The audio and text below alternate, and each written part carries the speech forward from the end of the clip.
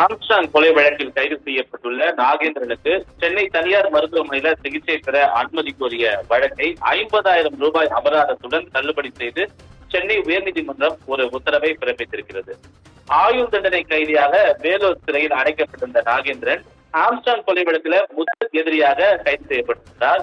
வேலூர் சிறையில் அடைக்கப்பட்டிருந்த அவருக்கு சில ஆண்டுகளுக்கு முன்பு கல்லீரல் மாற்று அறுவை சிகிச்சை செய்யப்பட்டதால உடல்நல குறைவு ஏற்பட்டு வேலூர் சிஎம்சி மருத்துவமனையில அவர் தற்போது சிகிச்சை பெற்று வருகிறார்.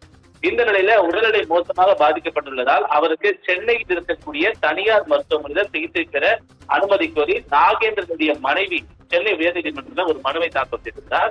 இந்த மனு நீதிபதிகள் MS ரமேஷ் மற்றும் செந்தில்குமார் ஆகியோர் கொண்ட அமர்வு முன்பு இந்த விசாரணைக்கு வந்தது. அப்போது ஆஜரான கூடுதல் குற்றவியல் வழக்கறிஞர் முனியப்ப ராஜா இதே கோரிக்கையுடன் சென்னை முதன்மை அமர்வு நீதிமன்றத்தில் மனு தாக்கல் செய்யப்பட்டதாகவும் அந்த மனு மீது உத்தரவு ஒத்திவைக்கப்பட்டிருப்பதாகவும் தெரிவித்திருந்தார்.